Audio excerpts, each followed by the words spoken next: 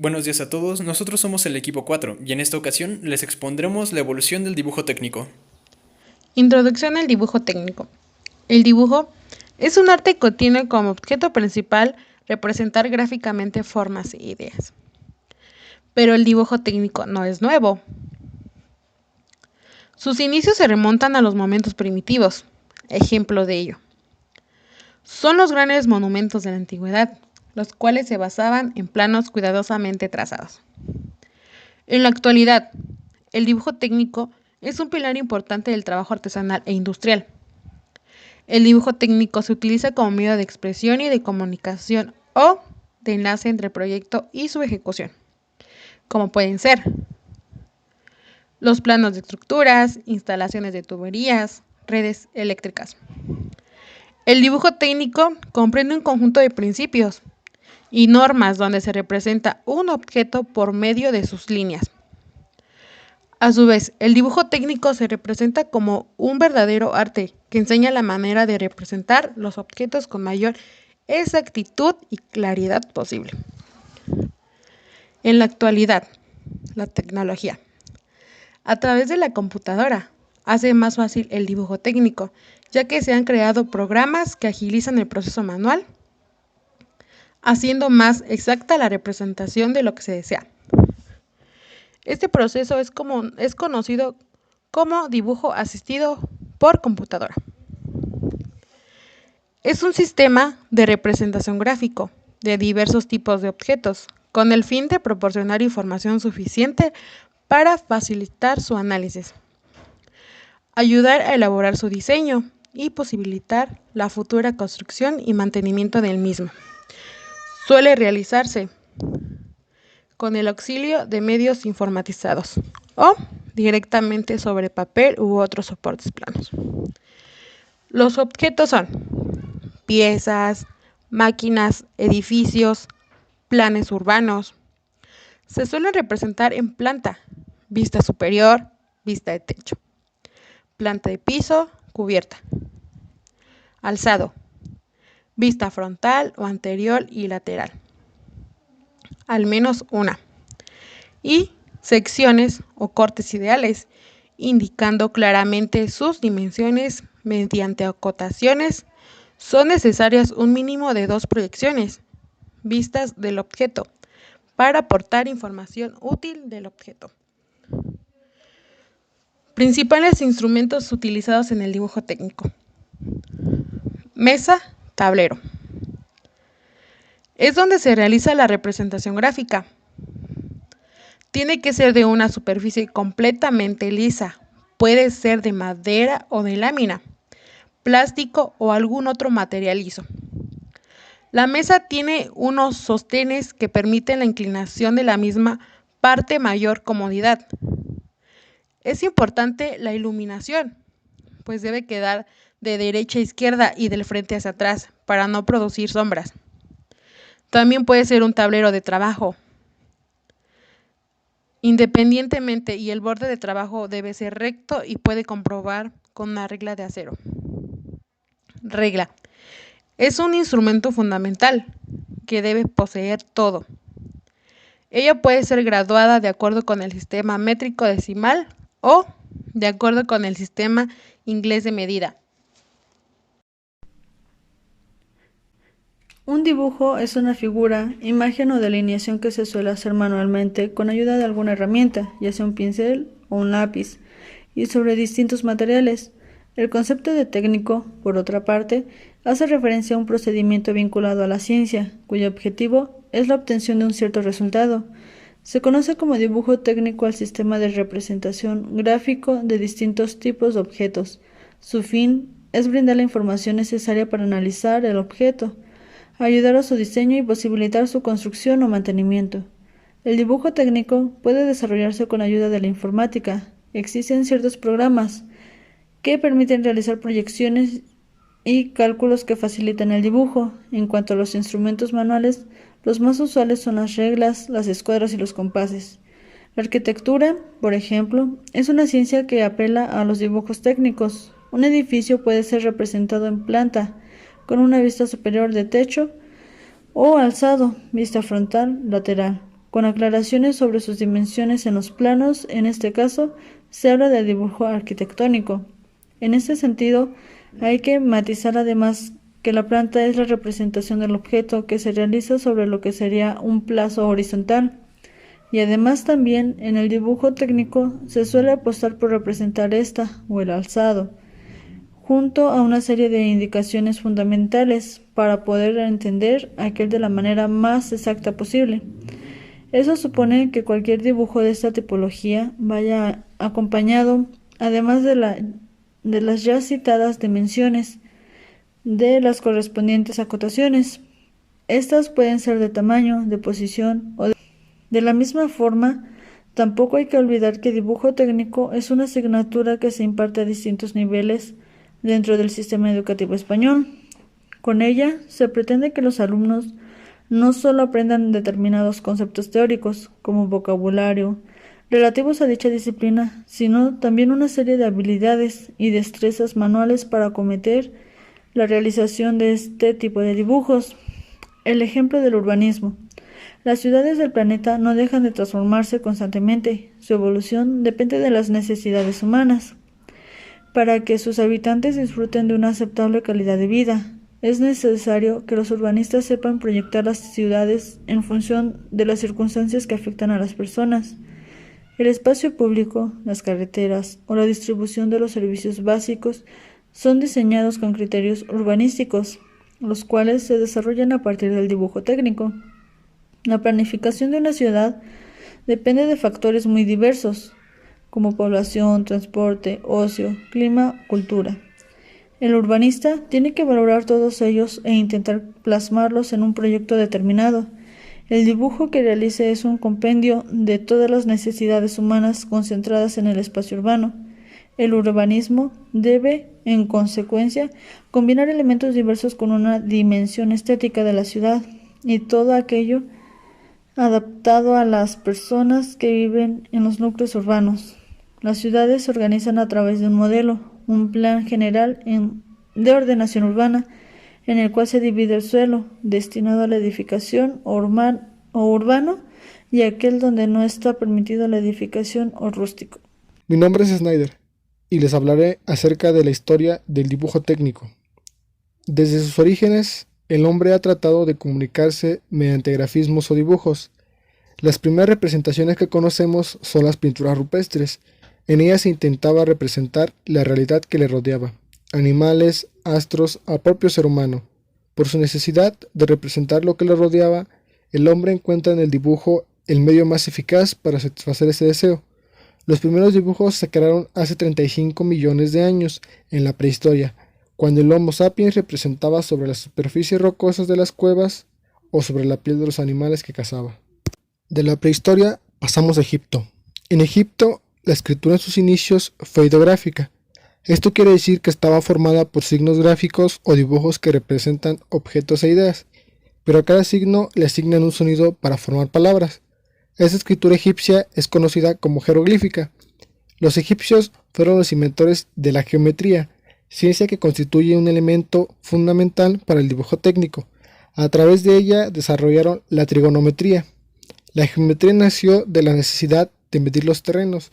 Los egipcios la fueron perfeccionando y la practicaron en las construcciones de sus inmortales pirámides. Maestro, espero que esté muy bien y yo les voy a explicar otra parte de la historia, las épocas que aún faltan, como las que pasaron en Grecia, Roma y Edad Media. Bueno, en Grecia lo que pasó fue lo de Tales Mileto. En esta última ciencia se le atribuyen las primeras demostraciones de teoremas geométricos mediante el razonamiento lógico y por esto se le considera el padre de la geometría. Son 6 sus teoremas geométricos. El primero dice, todo diámetro biseca a la circunferencia. El segundo dice, los ángulos en la base de un triángulo isósceles son iguales. El tercero dice, los ángulos opuestos por el vértice son iguales. El cuarto dice, dos triángulos que tienen dos ángulos y un lado respectivamente iguales son iguales. El quinto dice, todo ángulo inscrito en una semicircunferencia es recto. El sexto dice, el famoso teorema de Tales los segmentos determinados por una serie de paralelas cortadas por dos transversales son proporcionales. Y bueno, también lo que pasó en Grecia fue lo de Pitágoras, que dice, entre las investigaciones matemáticas de los pitagóricos se encuentran sus estudios de los números pares e impares, de los números primos y de los cuadrados, esenciales en la teoría de los números. También pasó lo de Euclides. No hace sino volver a tratar con mayor perfección los ensayos anteriores. En los elementos, las definiciones que emplean son nominales, entre las que encontramos son las siguientes, que es punto, cosa que no tiene parte. El otro es línea, es una cosa que no tiene sino largo, es una longitud sin ancho. El otro dice, los extremos de línea son puntos. El otro dice también, superficie es la que tiene solo largo y ancho. El otro, ángulo es la inclinación de una línea respecto a otra. Y por último, ángulo agudo es aquel menor que el recto y ángulo obtuso el mayor que el recto. Probablemente el primero hace un estudio formal sobre el número áureo fue Euclides.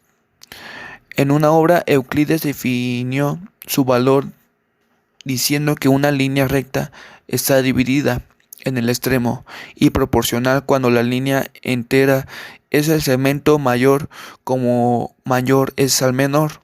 Además, definió que los triángulos isósceles, rectángulos, etc. y dio definiciones de elementos que al igual que los antes mencionados aún seguimos usando. Y bueno, espero que no les esté aburriendo con mi exposición, porque aún faltan otros dos. Y bueno, lo que pasó fue en Roma, lo lo de Arquímedes. Nació en el 287 a.C. Sus obras más famosas fueron lo de esfera y cilindro, medida del círculo, conoides y esferoides, espirales, equilibrios de los planos y sus centros de gravedad, cuadrata de la parábola, el arenario, cuerpos flotantes, los lemas y el método. Si hay por algo lo que se caracterizaron los romanos es por haber sido excelentes constructores. Sus grandes monumentos, acueductos, estadios, caminos y demás son una prueba clara de ellos. Básicamente la arquitectura romana se caracteriza por lo siguiente. Es grandiosa y sólida y tiene el colosalismo. Utiliza los arcos y las bóvedas como base de su sistema de construcción. Posterga las cubiertas planas en uso entre los griegos. Emplea el mortero y el ladrillo. Inventa gran variedad de plantas para sus edificios. En las grandes fachadas superpone los diversos órdenes. En los muros abundan las ventanas. Los recintos son grandes, gracias a las bóvedas de aristas y de cañón. Es un arte completamente utilitario y práctico. Y bueno, las órdenes son las mismas del arte griego, ligeramente modificados bajo las influencias combinadas del arte etrusco y su propio temperamento. Ambas influencias han dado lugar a los órdenes propiamente romano, el toscano, el jónico y el compuesto. El orden toscano o etrusco es una derivación del dórico. Bueno, la bóveda. Las bóvedas y las cápulas, a veces artesanos como en las termas o en el panteón, constituyen la principal innovación de los romanos. El arco y las bóvedas los heredaron de los etruscos, pero los romanos lo llevaron a una notable perfección. El arco. El arco fue el elemento más usado. Lo emplearon para coronar o cerrar las puertas y ventanas en vez de dintel horizontal. El arco se compone de varias piezas talladas, dovelas, que se apoyan entre sí. La pieza del centro, clave, completa la curva y con su presión mantiene todas las demás. Los romanos empleaban varias clases de arco, al igual que el estilo griego, generalmente de planta rectangular, pero más reducidos, bastantes por menores las diferencias. Y bueno, para que no se me estén durmiendo con mi exposición, les voy a poner un pequeño chistecito de Pepito. Espero que les agrade.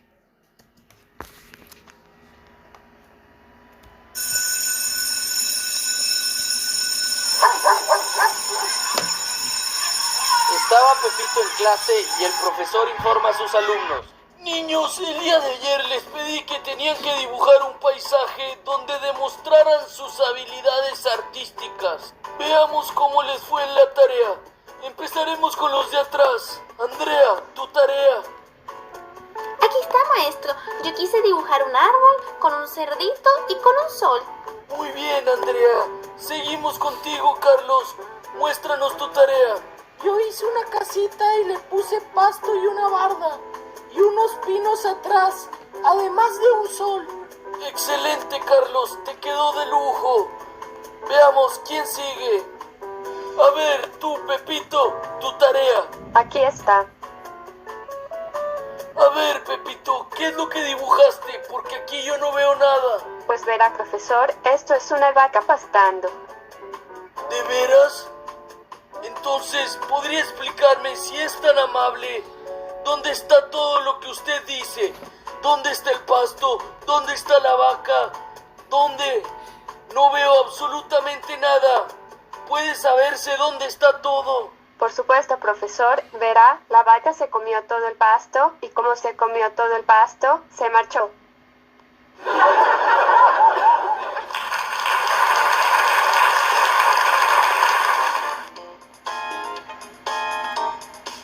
El chiste que acaba... Bueno, espero que les haya gustado el chistecito de Pepito, porque seguimos con la exposición de lo que pasó por último, que fue en la Edad Media. El arte de la Edad Media es esencialmente religioso, aunque haya producido obras maestras de carácter profano. La época medieval podemos dividirla en 4, ya que fue un largo periodo en las que se produjeron distintos estilos de arte. El paleocristiano, cuya pintura se inicia en las catatumbas, está llena de símbolos y cabe destacar la realización de los muy famosos mosaicos, los cuales eran de un gran colorido y los temas eran litúrgicos, figuras de Cristo, apóstoles, la cruz, etc. El arte bizantino, época de Constantino. En cuanto al dibujo y la pintura adquiere características propias, los artistas realizaban excelentes mosaicos centrados en la presentación de acontecimientos bíblicos, en los cuales se observa que las figuras representadas poseen hieratismo bastante acentuado, que siempre están colocadas de frente. El romántico, que es denominado así por la semejanza con el vocablo romance, que designa los idiomas derivados del latín, se encarga de decorar el interior de muchas basílicas e iglesias. El estilo gótico, la pintura gótica fue expresiva y realista, manifestando el naturalismo en sus composiciones. El paisaje se introduce como la modalidad pictórica y en los dibujos las figuras se representan estilizadas. Buenos días, compañeros y profesor. Mi nombre es José Alfredo Gómez Olvera y mi parte de la presentación es explicarles sobre la evolución del dibujo técnico. Bueno, comencemos con lo que es la introducción. Desde sus orígenes, el hombre ha tratado de comunicarse mediante grafismos o dibujos. Las primeras representaciones que conocemos son las pinturas rupestres. En ellas no solo se intentaba representar la realidad que le rodeaba, sino también a los animales, astros, al propio ser humano, etc., sino también sensaciones como la alegría de las danzas o la tensión de las cacerías. A lo largo de la historia, el hombre ha decidido comunicarse mediante dibujos, ha evolucionado, dando lugar por un lado al dibujo artístico y por otro al dibujo técnico, mientras el primero intenta comunicar ideas y sensaciones basándose en la sugerencia y estimulando la imaginación del espectador. El dibujo técnico tiene como fin la representación de los objetos lo más exactamente posible, en forma y dimensiones. Hoy en día se está produciendo una confluencia entre los objetivos del dibujo artístico y técnico. Esto es consecuencia a la utilización de los ordenadores en el dibujo técnico. Con ellos se obtienen recreaciones virtuales en 3D, que si bien representan los objetos en verdadera magnitud y forma, también conllevan una fuerte carga de sugerencias para el espectador. Desarrollo. Ramas del dibujo. Según su objetivo se divide en dos formas. 1. Dibujo artístico que se realiza libremente y con finalidad estética. 2. Dibujo técnico que se realiza con otros medios auxiliares siguiendo normas y fines prácticos. En esta parte que sigue les daré a conocer los tipos de dibujo técnico. Bueno, esto sería todo de mi parte y muchas gracias por la atención. Evolución del dibujo técnico. La historia del dibujo técnico se inicia gracias a la necesidad de grafismos o dibujos. Las primeras representaciones que conocemos son las pinturas rupestres. En ellas no solo se intentaba representar la realidad que les rodeaba, sino también sensaciones, como lo son la alegría de las danzas. Esta necesidad de comunicarse ha evolucionado, dando por un lado al dibujo artístico y por otro al dibujo técnico. Mientras el dibujo artístico intenta comunicar ideas y sensaciones, el dibujo técnico tiene como fin la representación de los objetos lo más exactamente posible, en forma y dimensiones. El dibujo ha ido tomando nuevas técnicas y se pueden plasmar en medios tradicionales como lienzos o en papel, y también en dispositivos digitales. Desde entonces el arte ha ido cambiando de acuerdo a las épocas y al estilo que cada artista de una de esas etapas agregaba o cambiaban para crear estilos de dibujo, como lo son el impresionismo, el realismo, el romanticismo, entre otros. Ahora el dibujo sigue siendo una manera de expresar lo que sentimos, lo que deseamos. Por ejemplo, algunos artistas han plasmado en sus lienzos lo que ellos viven. Una de ellas es Frida Kahlo, quien plasmaba sus dolores físicos y emociones en sus pinturas. Así como ella, hay varios ilustradores que plasman su vida, sus emociones y su manera de ver al mundo. En la era moderna, en los inicios de la humanidad hasta la Edad Media, el dibujo ha ido evolucionando, pero ya a inicios del Renacimiento y con las nuevas técnicas como la de Leonardo da Vinci, el dibujo ya es otra perspectiva y es más especializada, ya que ahora existen dos tipos de dibujo. Buenos días, compañeros y maestro, yo soy Diego y yo les explicaré la clasificación del dibujo técnico. Como un inicio, iniciaremos con la clasificación del dibujo en general. Este se divide en dos partes. El artístico, que se basa en ideas fisiológicas, abstractas y demás. Bueno, como hemos contemplado, existen distintos tipos de arte, como el contemporáneo, el antiguo, el renacentista y demás. Estos se basan en lo anterior dicho, pero en realidad el que nos interesa es el técnico, que se basa en procedimientos topográficos, sirve para trabajos de ingeniería, edificios y maquinaria. Este en realidad es un dibujo normalizado, quiere decir que al igual que la realidad se acerca demasiado a ella. El dibujo técnico se clasifica en dibujo natural, continuo, industrial y definido. El dibujo natural es una copia directamente desde el modelo, esto quiere decir que no va a tener ningún cambio en él. El dibujo continuo, que es un ornamento esculpido o pintado sobre la moldura o cornisa. Esto quiere decir que es una representación no exactamente exacta, valga la redundancia. El dibujo industrial es preciso, ya que este normalmente se emplea para máquinas, conductos mecánicos o construcción, que tiene que ser realmente preciso y también mostrar algunas funcionalidades de estos. También se emplea la geometría descriptiva auxiliar en ella, así que, bueno, creo que es uno de los más rectos y utilizados en el trabajo. También existe el definido, que en realidad no es tanto como una rama, pero sí un método. Para este se utiliza la tinta china y algunos instrumentos para hacer el trabajo más preciso. Bueno, ya visto lo anterior, todos estos nos hacen llegar a lo siguiente, la clasificación del dibujo. El dibujo técnico se representa en arquitectónico, industrial, eléctrico, mecánico, electrónico, urbanístico, geológico, topográfico y sanitario. Ya sé que dirán son demasiados, pero en realidad no, y de hecho son muy fáciles de recordar, ya que todos estos son empleados para algún método o llevan a cabo una descripción o representación.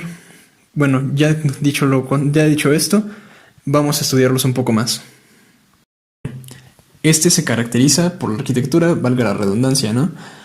Básicamente se basa en el detalle y en el espacio arquitectónico, pero no es tan sencillo, ya que en él recae grandes responsabilidades, ya que, como es bien sabido, la arquitectura es para el uso humano, así que recae la responsabilidad de unas cuantas vidas, personal y demás. Es claro que es de tomar en cuenta la antropometría, el color y administración de espacios, ya que sin estos no serviría de nada el dibujo arquitectónico. Y obviamente también recae el diseño, que sin este de nada sirve que contrates a un arquitecto, ¿no? El dibujo mecánico. Este es mayormente representado en diagramas, útil para las piezas que son utilizadas en las máquinas. Normalmente es utilizado en máquinas y vehículos, como serían las grúas, motos, aviones, helicópteros y bueno, muchos otros. Que es también resaltar que incluso es utilizado en métodos más complejos, bueno, en maquinaria más compleja, como las máquinas industriales y demás. Estos son llamados planos de conjunto o de montaje, que bueno, técnicamente sirven para armar las máquinas, desarmarlas, comprobar su funcionamiento, repararlas, que en realidad estas vienen muy ligadas a las gráficas, fichas técnicas y demás.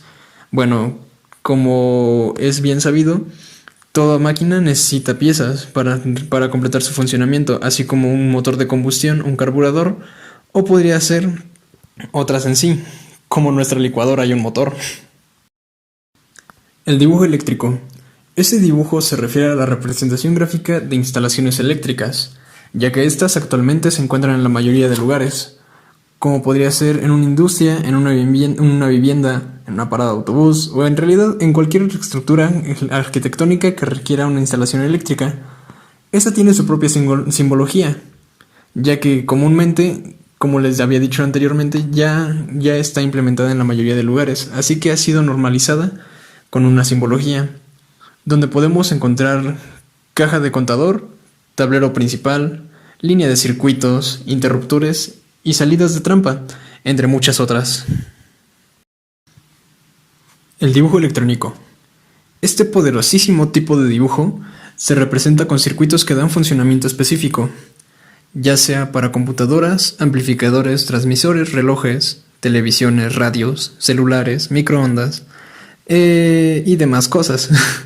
En realidad, este sirve para representar, como anteriormente le había dicho, los circuitos de funcionamiento específico, ya que este podría ser, como en el caso de una computadora o un celular, el procesador, memoria RAM o entre otras cosas, como también podrían ser simples conectores, o sea, este se utiliza para la representación de ellos y hacernos la vida más sencilla como un diagrama y demás. Es comúnmente utilizado en la reparación y en fichas técnicas de los componentes de algunos de los anteriores mencionados. El dibujo geológico. Este se emplea normalmente en la geología y también en la geografía. En él se representan las capas de la poderosísima Tierra, utilizando, al igual que el sistema eléctrico, una simbología, dando a conocer los minerales y las demás componentes que están en las capas de la Tierra.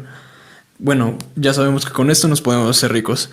Este normalmente es utilizado en la minería dada la redundancia de los minerales, y también en exploraciones de pozos petrolíferos, ya que, al igual que en las mineras, se necesita un vasto conocimiento en las capas de la Tierra para identificar aquellos pozos. El dibujo topográfico. Este tipo de dibujo nos representa gráficamente una cierta extensión de terreno, mediante signos preestablecidos. Nos muestra accidentes naturales, artificiales, cotas medidas, curvas horizontales y curvas de nivel. Bueno, ya tomando esto en contexto, esto nos serviría para analizar el cambio de nuestro terreno, analizar cambios entre las placas tectónicas, si hubo algún desastre natural o un desastre provocado, como por decir, regular la pendiente de un cerro o algo así, para poder construir una edificación o construir un cimiento o demás. Esto solo se basa en la modificación del suelo y la tierra. El dibujo urbanístico se emplea en la organización de ciudades, más bien en la ubicación de centros urbanos, zonas industriales, bulevares e incluso jardines. Bueno, cabe mencionar que también es utilizado para calles, avenidas y autopistas, y uno que otra zona recreativa. Este es representado con planos de conjunto y construcciones. Se basa en ofrecer una vida digna en la productividad de empresas que levantan a la ciudad, bueno, ya sea estas las que la representan o su fuente de ingresos. También es utilizada para la optimización de medios técnicos públicos y privados, para garantizar una forma de vida sana y... Como último, el dibujo técnico de instalaciones sanitarias. Este en realidad se me hace algo entretenido. Bueno, no esperaba que este fuera parte del dibujo técnico, pero su finalidad es representar el posicionamiento de cada pieza del baño, ya sea el retrete, lavamanos, regadera y tubería, ya sea externa o interna. Bueno, yo creo que esto es demasiado importante, ya que si no, fuera de esa manera, nos bañaríamos con agua fría de ambas llaves. O tal vez nos caería agua de la regadera mientras hacemos del baño. No solo ha evolucionado el dibujo técnico, sino también los materiales con los que se elabora. Así que aquí les presentamos uno de los materiales con los que se ha elaborado y cómo es que han cambiado al paso del tiempo.